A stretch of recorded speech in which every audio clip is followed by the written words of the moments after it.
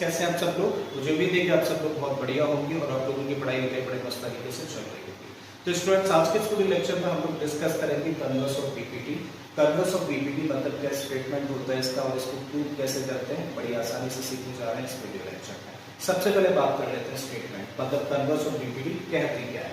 तो converse of PPT कहती है if a line divides any two sides of a triangle in the same ratio then the line is parallel to the third side. मतलब क्या है इस बात का? कन्वर्स ऑफ पीपीटी कहती है कि अगर एक ट्रायंगल में कोई भी एक लाइन दो साइड्स को, ट्रायंगल की दो साइड्स को सेम रेशियो में डिवाइड करे तो वो लाइन खुद तीसरी साइड के पैरेलल होती है। एक बार फिर से रिपीट करता हूं, किसी भी एक ट्रायंगल में कोई एक लाइन दो साइड्स को, उस ट्रायंगल की दो साइड्स को सेम रेशियो में डिवाइड करे तो वो लाइन थर्ड साइड के पैरेलल होती है। मतलब क्या प्रूव करना है हमें प्रूव करना है कि डी की लाइन BC के पैरेलल है। जबकि गिवन कंडीशन में क्या है हमारे पास में, क्या दे रखा है हम लोगों को, एक ट्रायंगल दे रखा है ABC और एक लाइन है DE जो दो साइड्स को डिवाइड करती है। कौन सी दो साइड्स? AB और AC को सेम रेशियो में डिवाइड करती है। सेम रेशियो में डिवाइड करने का मतलब AD अपॉन BD किसके इक्वल है? AE अपॉन BC के इक्वल है। ठीक है भाई साहब, तो चलिए स्टार्ट करते हैं इसको प्रूव करना। हम लोगों ने गिवन ऑलरेडी डिस्कस कर लिया, क्या प्रूव करना है वी हैव डिस्कस। अब आ जाते हैं हम लोग कंस्ट्रक्शन के पार्ट पर, बड़ा ही इंपॉर्टेंट है। हम लोगों को क्या प्रूव करना है कि DE पैरेलल है BC के। तो मान लेते हैं कि चलिए मान लिया कि DE BC के पैरेलल नहीं है। अगर ये BC के पैरेलल नहीं है तो एक पैरेलल लाइन तो ड्रॉ करी जा सकती है ना। चलिए कर देते हैं। तो DE तो पैरेलल नहीं है BC के, स्टार्टिंग में हम लोग लेके चल रहे हैं और हम लोगों ने खुद एक पैरेलल लाइन ड्रॉ कर दी और इसको नेम दे दिया क्या? GF। क्या नेम दे दिया? GF। Now DF line is parallel to BC। इस पॉइंट को जरा लिख देते हैं। So draw a line DF parallel to BC। इतना करने के बाद में आ जाते हैं सीधे हम लोग प्रूफ पर। अब देखो हम लोगों के पास में एक ट्रायंगल है, कौन सा? ABC। ABC ट्रायंगल है और इस ट्रायंगल में हम लोग देख पा रहे हैं कि GF पैरेलल है किसके? BC के। जब भी कभी किसी ट्रायंगल में एक लाइन पैरेलल दिख जाए किसी भी एक साइड को तो तुरंत क्या याद आ जाता है हम लोगों को? पीपीटी याद आ जाती है, आपको भी याद आ गई होगी। ठीक है, so in triangle which one ABC GF is parallel to BC और अगर ऐसा है तो बीपीटी के अकॉर्डिंग क्या होना चाहिए? बीपीटी क्या कहती है? बीपीटी कहती है कि अगर एक ट्रायंगल में किसी भी एक साइड के पैरेलल हम लोग लाइन ड्रॉ करते हैं तो वो बाकी की दो साइड्स को सेम रेशियो में डिवाइड करेगी। तो देखिए ABC एक ट्रायंगल है और इस ट्रायंगल में इस साइड के पैरेलल DF लाइन ड्रॉ करी है तो बाकी की दो साइड्स कौन कौन सी हैं भाई? AB और AC।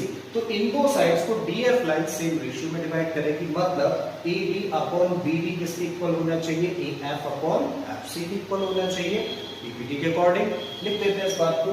Therefore AD upon BD must be equal to AF upon CF। ठीक है, मान लेते हैं इक्वेशन नंबर 1 है और ये स्टेटमेंट किसकी वजह से लिखा हम लोगों ने? किसके अकॉर्डिंग लिखा? BD के अकॉर्डिंग लिखा। ठीक है, बट क्वेश्चन की कंडीशन हम लोगों के पास में है। क्वेश्चन में क्या बोला है कि AD अपॉन BD किसके इक्वल है भाई? AE अपॉन CE के इक्वल है। चलो लेके आते हैं ये स्टेटमेंट भी। बट गिवन दैट क्या दे रखा है हम लोगों को कि AD अपॉन BD किसके इक्वल है? ये इक्वल है AE अपॉन CE। ये क्वेश्चन की कंडीशन थी, यानी कि थ्योरम में बोला है ऑलरेडी हम लोगों को, राइट। और ये हम लोगों को गिवन कंडीशन है।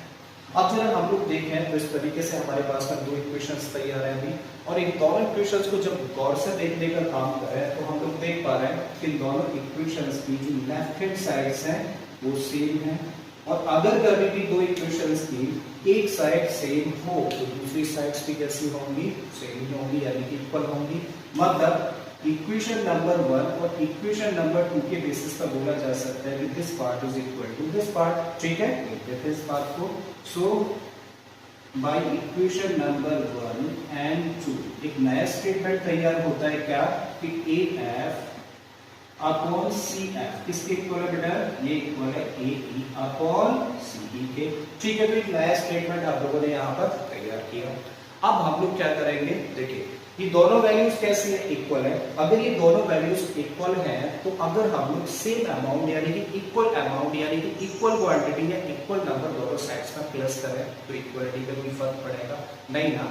तो अभी हम लोग क्या करने जा रहे हैं, कुछ प्लस करने जा रहे हैं। और ट्रायंगल जैसे चैप्टर में जब हम लोग प्लस या माइनस करने की बात करते हैं तो या तो 1 प्लस किया जाता है या 1 माइनस किया जाता है या फिर दोनों साइड्स को 1 में से माइनस करते हैं। ठीक है, तो अभी हम लोग प्लस करने जा रहे हैं तो क्या प्लस करेंगे, अभी भी बताया 1 प्लस करेंगे। तो दोनों साइड्स में बेटा 1 प्लस करना है।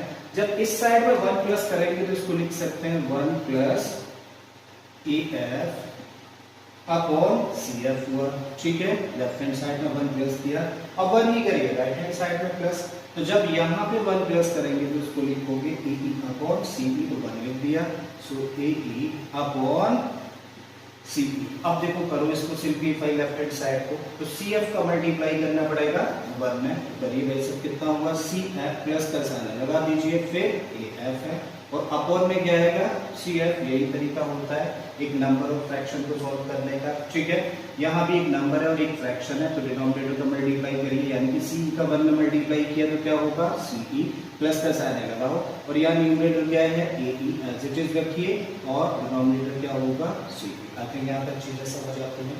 अब फिगर से आ जाते हैं जरा, हम लोग देखें बेटा यहाँ पे क्या लिखा है CF प्लस AF ना, देखो जरा CF प्लस AF, अगर CF और AF को प्लस कर दिया जाएगा तो क्या बन जाएगा, देखो this part plus this part equal to this part हुआ ना, मतलब इसके प्लेस पे क्या लिख सकते हैं AC लिख सकते हैं, लिख दीजिए इसके प्लेस पर AC।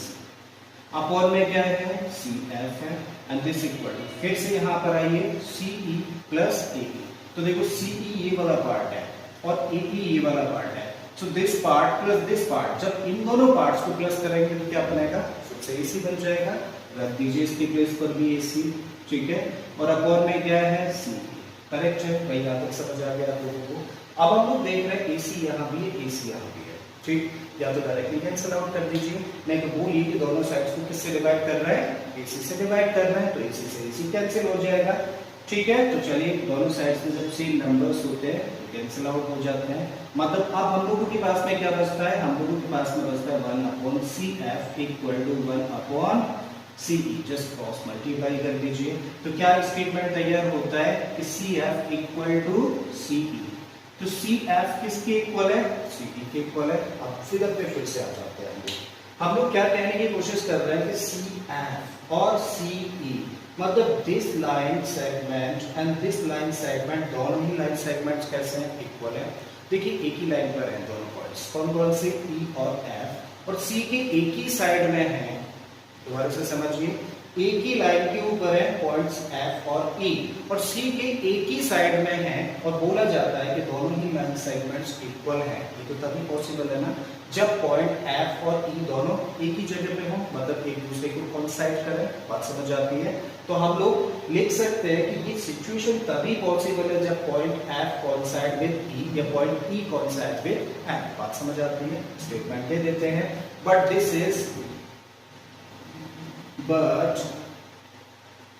is only possible when point E coincide with point F, right. इसका मतलब पॉइंट E और पॉइंट F दोनों एक ही जगह पर हैं, दोनों एक दूसरे के ऊपर है, करेक्ट है।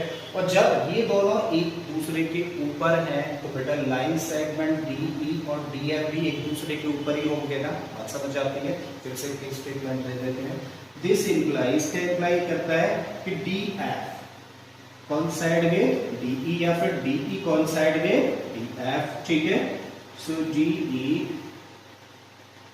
कोइंसाइड विद DF, और जब DE DF के ऊपर ही है, दोबारा से सुनिए, जब DE DF के ऊपर ही है तो DF तो भाई सब ऑलरेडी पैरेलल है ना बाय कंस्ट्रक्शन, बात समझ आ रही है।